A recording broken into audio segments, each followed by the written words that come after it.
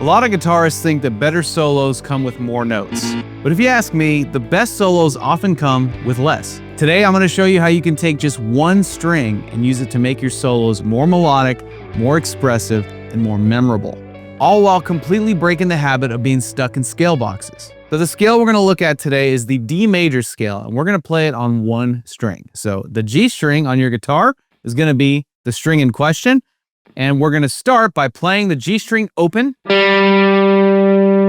That's the lowest note in D major that we get from the G string, and then we're going to play the 2nd fret, 4th fret, 6th fret, 7th fret, which by the way right here, that note is a D, so we've now reached the root note. So the actual start of the scale on the root note is right here. And then we'll keep it going right here on the 9th fret, 11th fret, and then we can even go an octave higher if you're an electric player and you have access to more frets, right? But if you're an acoustic player, you can get the same job done just up to the 12th fret. But for my electric players, we'll keep going. So 12th fret, 14, 16, 18, 19, which there's our root note again, an octave higher, and then 21. Since that's as far as my frets go, we're just going to stop there. But looking at this again, the major scale is what's called a diatonic scale, which means it contains 7 notes. So the 7 notes that we need to fulfill the D major scale are here. We got 1, 2, 3, 4, 5, 6, and 7.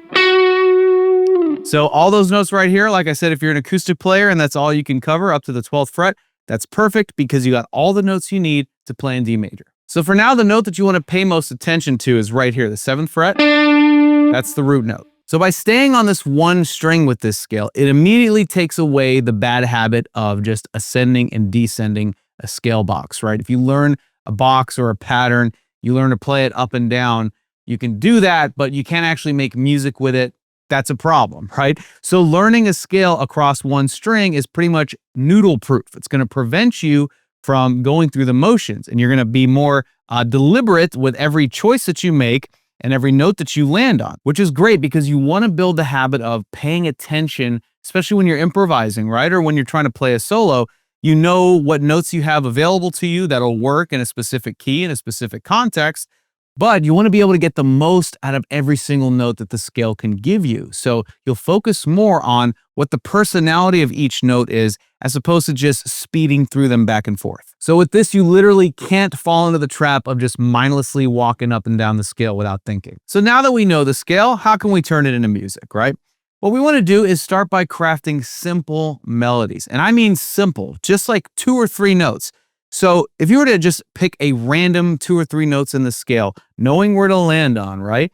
Like for example, you could start with this note here. And let's say from here, you want to land on the root note, because why not, right? When you're playing that initial note, you want to visualize where you want to land. So we're like, okay, we're here, and I want to end up right here on the 7th fret. So we, kind of like premeditate this move and then move our way up, because it's a big jump, right? And then let's just have a 3rd note, which let's just make it really simple. This note right here, 6th fret. So let's just see if I were to actually play that with purpose, what that would sound like.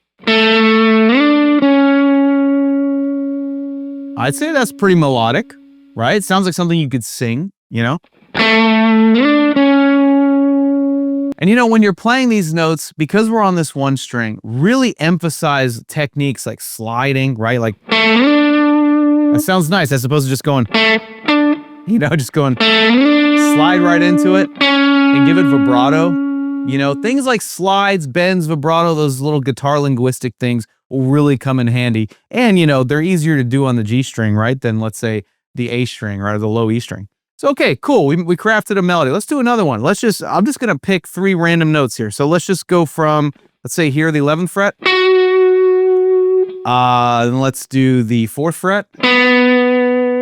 And then let's do the 9th fret. And I'll do something similar where I'll slide into them.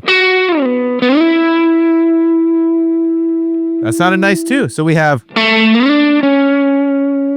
and then,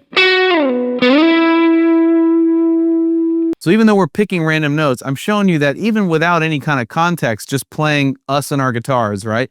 They sound melodic, they sound musical, and they kind of have this almost Steve Vai kind of sound because he was big on doing huge interval jumps, you know, especially on a single string and sliding them. It gave it a very vocal quality, you know. But you don't have to make big jumps like that, right? You can pick 3 notes even in order. Let's just do this. Let's do 2, 4, 6. That's pretty. Let's do, yeah, this will be a good one. Let's do 7, 9, 11. That's a nice melody, and those notes are really close together compared to the other ones, right? So even just what we did with those, you know, first groups of notes,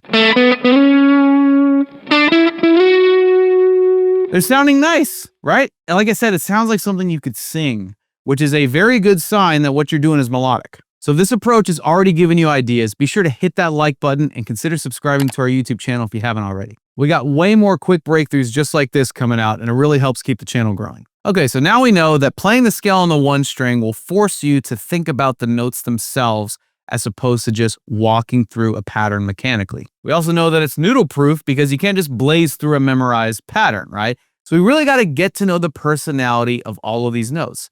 So what better way to do that than by throwing on a backing track? It's going to be in the key of D major, and it is a backing track you can find on our YouTube channel. It's called the Rock Ballad in D major backing track, and I'll leave a link in the description box so you can check it out and play over it. What I'll do right now is I'll fire that backing track up, and then I'll take this approach that we've just been doing, just like taking a handful of notes, putting little phrases together, keeping them melodic. Let's see how it sounds.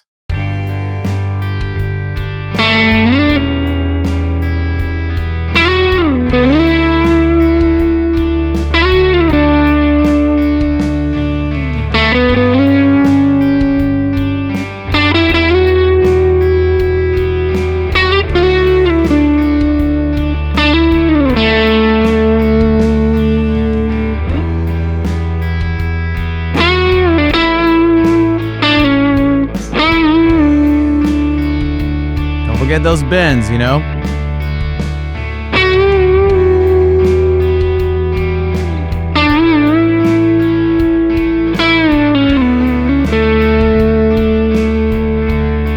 Let's move a little higher.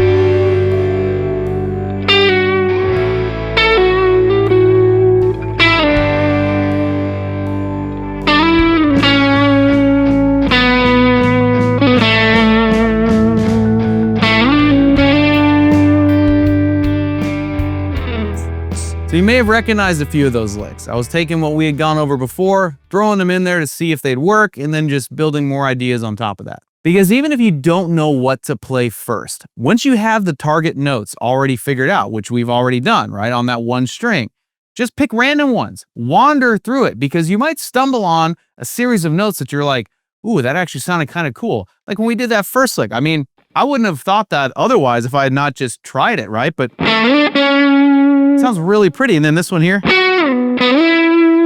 that's got a thing to it, you know? But they don't have to be wide jumps like that, right? You can just like pick a couple notes that sound good together, simple and melodic, saying more with less. That's the whole theme of this video. What if I told you that there's a way you can learn how to solo in any key, major or minor, in record time and in a way that'll feel like second nature? Well, that's what you'll get when you grab this free lesson I'm about to give you. This right here is a game-changing guide on how to solo in any key.